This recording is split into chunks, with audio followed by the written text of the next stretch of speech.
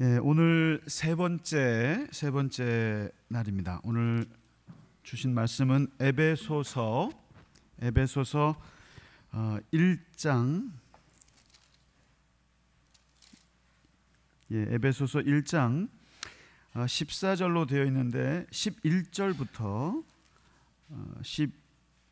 18절까지입니다. 11절부터 18절까지 저와 함께 교독하겠습니다. 에베소서 2장이네요. 죄송합니다. 에베소서 2장.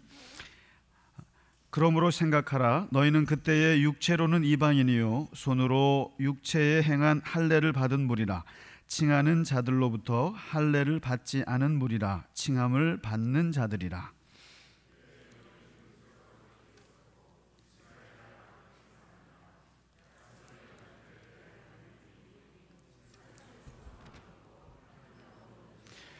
이제는 전에 멀리 있던 너희가 그리스도 예수 안에서 그리스도의 피로 가까워졌느니라.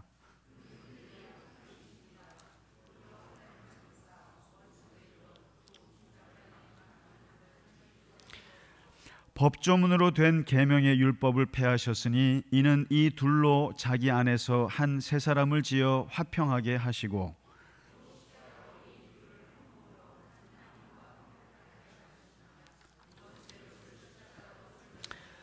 또 오셔서 먼 데 있는 너희에게 평안을 전하시고 가까운 데 있는 자들에게 평안을 전하셨으니 이는 그로 말미암아 우리 둘이 한 성령 안에서 아버지께 나아감을 얻게 하려 하심이라. 아멘. 똑같은 본문 하나만 더 보겠습니다. 조금 뒤에 골로새서 1장 20절에서 23절의 말씀입니다. 비슷한 맥락의 말씀인데 같이 이거는 합독하겠습니다. 그의 십자가의 피로 화평을 이루사 만물 곧 땅에 있는 것들이나 하늘에 있는 것들이 그로 말미암아 자기와 화목하게 되기를 기뻐하심이라. 전에 악한 행실로 멀리 떠나 마음으로 원수가 되었던 너희를 이제는 그의 육체의 죽음으로 말미암아 화목하게 하사 너희를 거룩하고 흠없고 책망할 것이 없는 자로 그 앞에 세우고자 하셨으니 만일 너희가 믿음에 거하고 더 위에 굳게 서서 너희 들은 바 복음의 소망에서 흔들리지 아니하면 그리하리라. 이 복음은 천하 만민에게 전파된 바요 나 바울은 이 복음의 일꾼이 되었노라. 아멘. 사도 바울이 사실은 부활하신 예수님을 만난 분이에요. 신앙을 어떻게 시작했는가? 그는 아주 기적적으로 그리고 신비적인 체험으로 이 신앙이 시작된 사람입니다. 그렇기 때문에 무엇보다도 바울은 부활의 주님을 만난 그 첫 체험이 큰 사람인데 막상 신앙생활을 하면서 그가 더 집착했던 부분은 예수님의 십자가였습니다.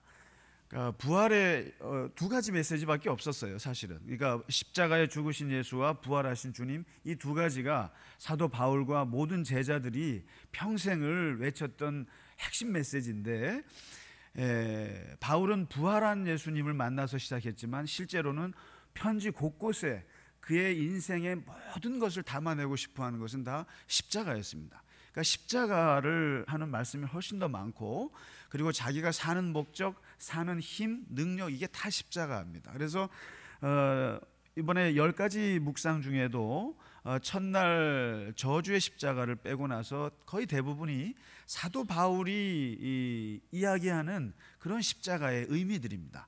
그래서 어제는 이 십자가라는 게 참 미련한 것이었다. 이 세상의 지혜와 힘 있는 사람들에겐 통하지 않고 우리같이 미련한 사람들에게 미련한 방법으로 다가오신 것이다.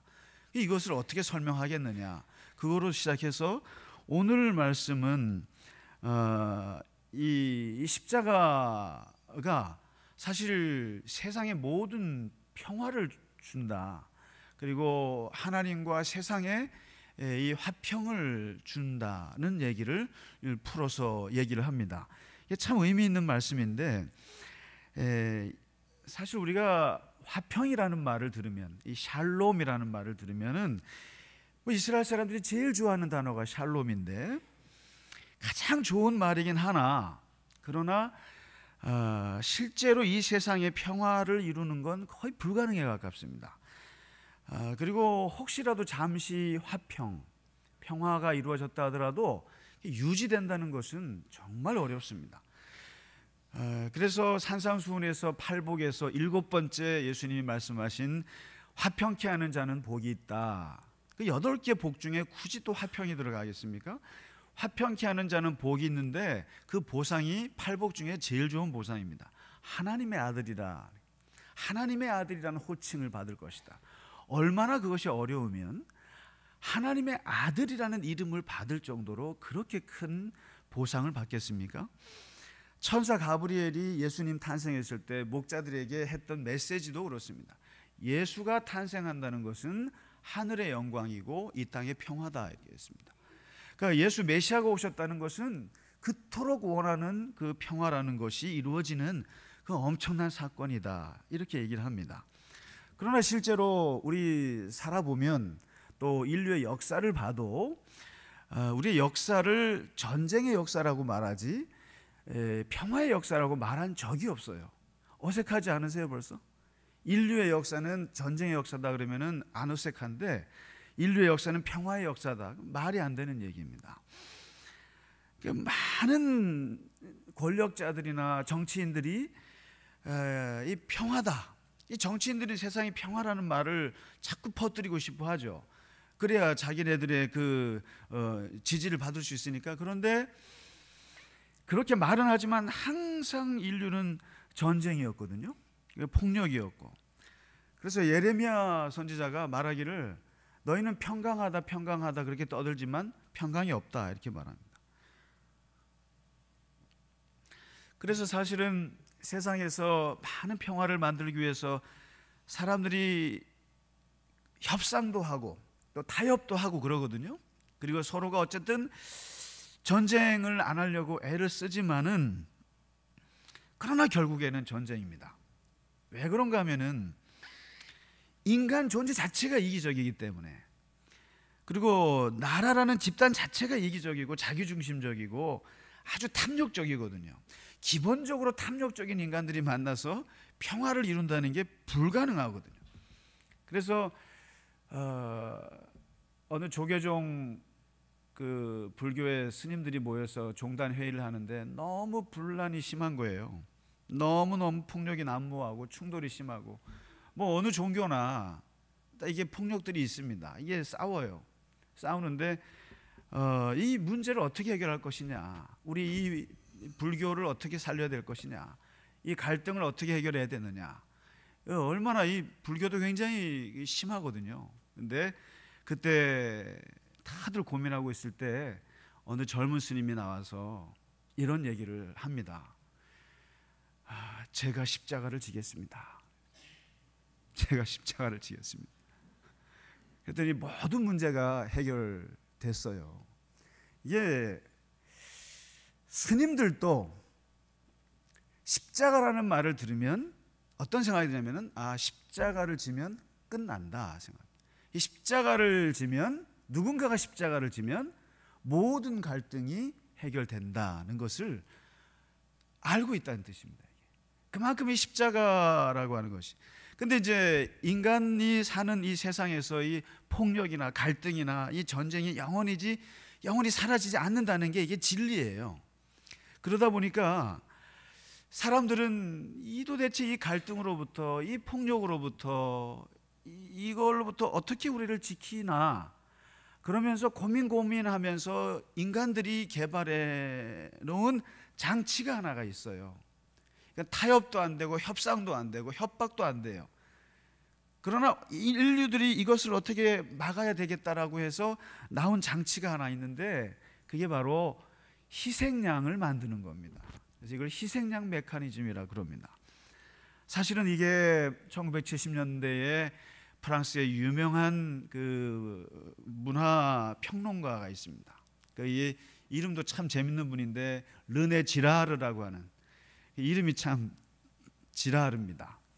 근데 이분이 몇 년 전에 이제 돌아가셨는데 이분이 희생양 이론이라는 걸 만들었어요.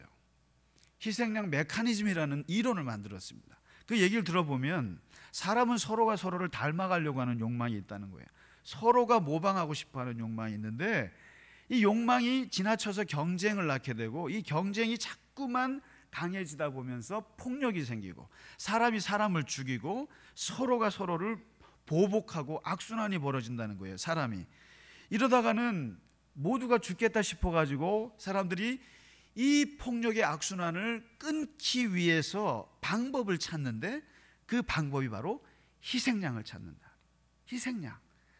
그런데 이 희생양을 찾을 때 조건이 있어요. 그 조건이 뭐냐면은 복수할 수 없는 존재, 절대로 복수할 수 있는 힘이 없는 사람, 그 다음에 소수자, 그 다음에 사회적인 약자, 그리고 주변인, 그리고 도덕적으로 사회적으로 비난받는 사람, 요 네 가지 조건을 갖춘 사람을 딱 집어서 이 사람을 희생양으로 삼습니다. 그리고는 이 사람을 놓고 모든 사람들이 한 마음으로 폭력을 행사합니다. 이 사람에게 다 뒤집어씌웁니다. 만장일치로 폭력을 행사합니다. 그래서 이 사람을 죽이고 없애고 나면, 이 사람을 제거하고 나면 그 사회가 평화가 옵니다. 원망을 하지 않습니다. 그리고 그 사회가 안정과 평화를 되찾습니다. 이 대표적인 케이스가 홀로코스트입니다. 유대인들을 600만 명을 죽여서 독일의 평화를 찾습니다. 그리고 작게는 학교에서 일어나는 왕따, 한 아이를 왕따시킴으로써 우리 모두가 평화를 얻을 수 있습니다. 이게 굉장히 유치하고 굉장히 잔인한 방식이지만 이 사회가 평화를 찾는 인간들이 개발해낸 방법이에요. 요한복음 18장에 보시면 예수님이 돌아가실 때 십자가 사건을 중심으로 이렇게 말씀들을 자세히 보면 이상한 말들이 나와요. 그 당시에 대제사장 가야바가 발언한 게 나옵니다. 대제사장은 로마 총독과 분봉왕 헤롯과 함께 3대 권력가예요. 그 당시에 종교 권력의 핵심 인물입니다. 이 사람이 예수님의 십자가를 앞두고 어떤 사람들에게 계속 했던 말이 있어요. 뭐냐면 한 사람이 백성을 위해서 죽었으면 좋겠다, 이런 말을 합니다. 한 사람이 죽어주면 좋겠다. 누가복음 23장에 보면은 예수님을 재판하는 과정에서 어떤 말씀이 나오냐면은 분봉왕 헤롯과 그리고 로마 총독 빌라도가 전에는 원수였으나 당일에는 서로 친구가 되더니, 이런 말이 나옵니다. 이 권력층들은 계속 갈등을 하고 있었어요. 그렇지 않습니까? 로마 총독이 더 세냐, 유대 왕이 세냐, 서로가 원수였는데 예수를 앞에 놓고는 그날에는 서로가 친구가 되니라. 마가복음 15장에 보면 빌라도가 무리에게 예수님을 놓고 만족을 주고자 하여 바라바라고 하는 그 열심당원을 살려주고 예수는 채찍질하고 십자가에 넘겨주는 장면이 나옵니다. 이게 뭘 말할까요? 예수님이 돌아가실 때 이 당시에 사실은 팔레스틴 지역에 엄청난 갈등이 있었습니다. 그러니까 빌라도와 헤롯과 가야바가 서로 싸웠고 바리새인과 사두개인과 서기관과 율법사들이 서로 싸웠어요. 종교적인 입장이 달라서. 그 다음에 민중들이 빌라도를 향해서 폭동을 일으키기 직전이었습니다. 다시 말해서 이 사회가 완전히 갈등이 그냥 분출하기 직전이었습니다. 이때 이 갈등을 한순간에 무너뜨릴 수 있는 게 바로 뭐냐면 희생양을 잡아 죽이는 것입니다. 거기에 이용되었던 분이 바로 예수님이십니다. 사실상 예수님은 정말 비참하신 분이세요. 어떤 면에서 우리는 자꾸만 우리의 죄만 얘기하지만 실제로 예수님은 그 당시에 빌라도에 의해서, 그 다음에 헤롯에 의해서, 대제사장 가야바에 의해서, 그 다음에 이스라엘 민중들에 의해서 정치적으로 완전히 이용당해서 희생양으로 철저하게 돌아가신 분이세요.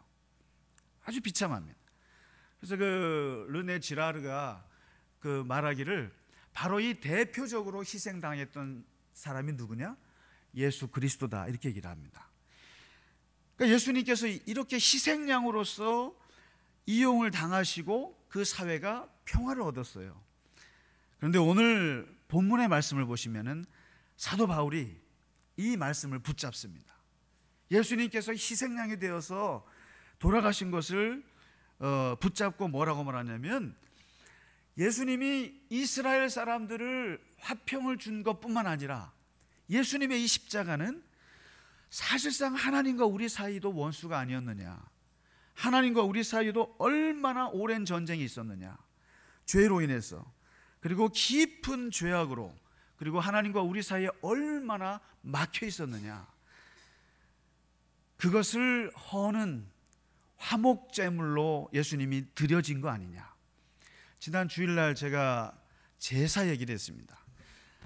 누가 뭐라 그래도 예수님의 이 십자가를, 그 깊이를 이해하기 위해서는 구약의 제사를 이해해야 합니다.